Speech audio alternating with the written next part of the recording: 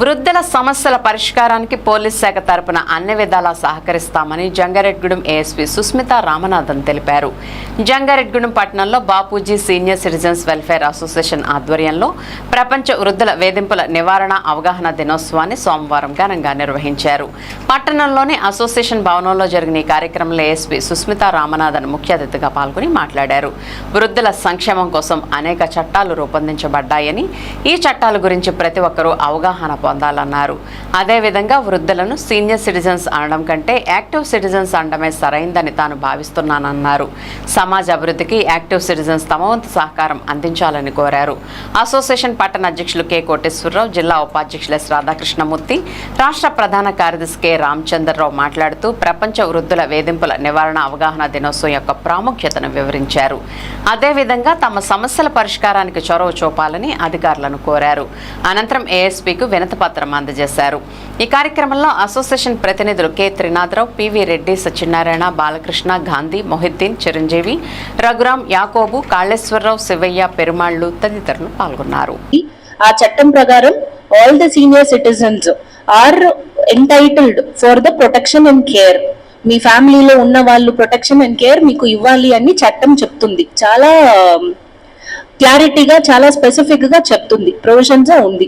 మీరు కూడా ఈ చట్టం ఆల్రెడీ మీకు తెలుసు, తెలియాల్సిన వాళ్ళు చాలా మంది ఉంటారు ఈ చట్టం గురించి, వాళ్ళకి ఉన్న ప్రొటెక్షన్ గురించి.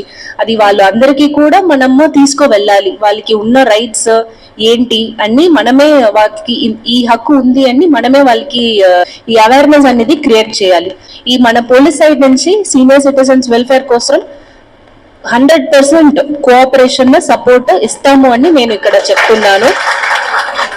మన Jangareddygudem and Polavaram sub divisions లో ఏదైనా పోలీస్ స్టేషన్ లో మీరు కంప్లైంట్ ఇవ్వడానికి వెళ్తున్నారు, కానీ మిమ్మల్ని పట్టించుకోవట్లేదు, ఇగ్నోర్ చేస్తున్నారు, ఆర్ మంచిగా మాట్లాడట్లేదు, అటెన్షన్ ఇవ్వట్లేదు, ఎస్ఐ గారు మాట్లాడట్లేదు, అలాంటి పరిస్థితి మీకు వస్తుంది అంటే మా నంబర్ అనేది ప్రతి ప్లేస్ లో మనం డిస్ప్లే చేస్తున్నాము. పోలీస్ స్టేషన్ లో కూడా డిస్ప్లే చేస్తున్నాము. మా ఆఫీస్ అనేది ఉంది. Any time 24 hours, night time అలాంటి ఏమీ అవసరం లేదు. ఎనీ టైం మీరు నాకు కాల్ చేయొచ్చు, మా ఆఫీస్ కి రావచ్చు, నేనే పర్సనల్ గా చూస్తాను.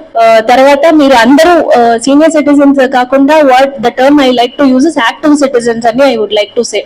ఆల్రెడీ సొసైటీకి చాలా కాంట్రిబ్యూట్ చేశారు. ఇప్పుడు ఇంకా మీ విజ్డమ్ అనేది it is even more valuable.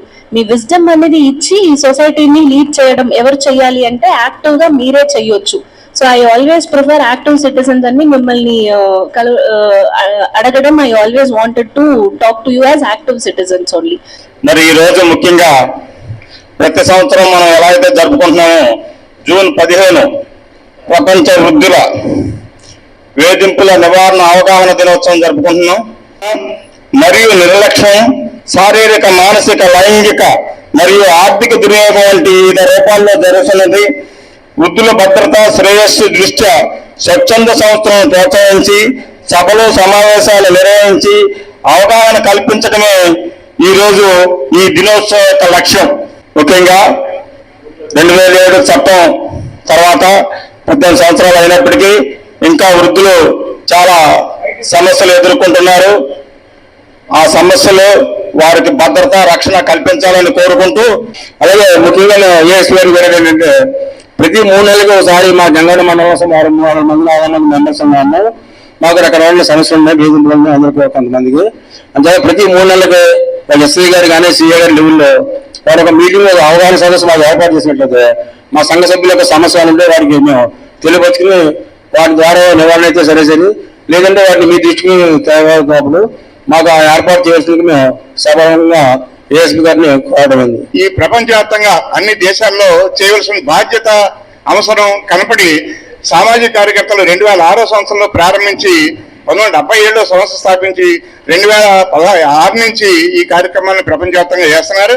ఈ సందర్భంగా దీని యొక్క ముఖ్య ఉద్దేశం ఏంటంటే ఈ రోజును పురస్కరించుకుని సభలు, సమావేశాలు నిర్వహించి ముఖ్యంగా యువతనే ఎక్కువగా ప్రోత్సహించి వేధింపుల్ని, ఎటువంటి వేధింపులు ఉన్నాయి, ఆ వేధింపుల నుంచి ఎటువంటి రక్షణ కల్పించాలి అనేది వారికి చైతన్యం చేయడానికి ఈ ఉద్దేశం ఏర్పాటు చేశారు. కాబట్టి మనం అవకాశం ఉంటే మేము తొందరలోనే మిగిలిన యూత్ తోటి కూడా సమావేశాలు ఏర్పాటు చేస్తామని, అలాగే ప్రభుత్వ కాలేజీలు కూడా వెళ్ళి వాళ్ళ దగ్గర కూడా ఇంటర్ జనరేషనల్ బాండింగ్ ని ఏర్పాటు చేసి వారి దగ్గర కూడా నైతిక విలువలు పొందుపరచడానికి మేము కృషి చేస్తామని చెప్పని మేడంకు మనం చేస్తున్నాం.